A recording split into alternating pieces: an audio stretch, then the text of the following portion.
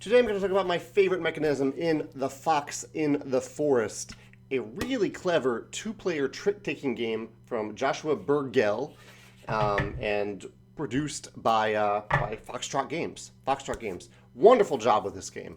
It completely caught me off guard. I'm not usually drawn to trick-taking games, even though I did enjoy playing like hearts and spades in college. But the two-player format worked really well. I had felt like I had a ton of agency in the game. Normally in trick-taking games, like you play your card and then like three other people play their cards. By the time it gets back to you, you don't have that much agency unless you played the highest card or the lowest card. You know your impact on the game at that point. But in a two-player game, a trick is just, it's two cards. It's just, I play a card, you play a card. You have almost full agency there, especially if you were the second player to play. There are two mechanisms here that I think are really, really clever. One is just a small little touch.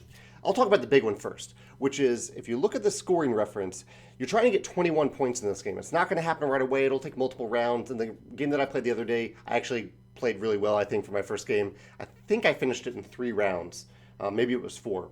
But basically what this is saying is that if you get 0 to 3 tricks, you get 6 points. If you get, I'll try to hold that up while I talk. If you get 4 tricks, you get only 1 point. So that's a huge drop off. If you get 3 tricks versus 4 is a 5-point drop off. And then it curves slowly back up. 5 tricks is 2 points. 6 tricks is 3 points. 7 to 9 tricks, again, is 6 points. And then finally, 10 to 13 tricks, if you get too greedy, are 0 points. This creates a wonderful push and pull in the game because you are really strategizing as to whether or not you want to try to get a lot of tricks or too few tricks. And then as you figure out if you're actually going to hit that 0 to 3 or that 7 to 9 range, you are also trying to make sure you make it into that range, and also to try to, if you do veer outside of it, that you don't veer too far outside of it, especially not too high. That is really, really clever. I wonder if any other trick-taking games do anything like this. I have not seen it, but I haven't played a ton of them, so it's quite possible.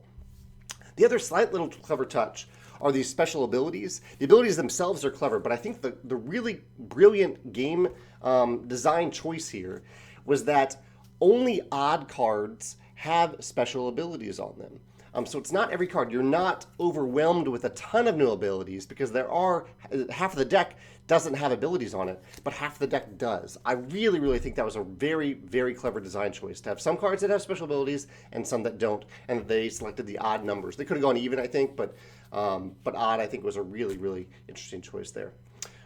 Yeah, Fox in the Forest. I really, really enjoyed this two-player trick-taking game. Some very clever mechanisms. If you have a favorite mechanism that I haven't mentioned in Fox in the Forest, or if I've already mentioned it, feel free to mention it in the comments.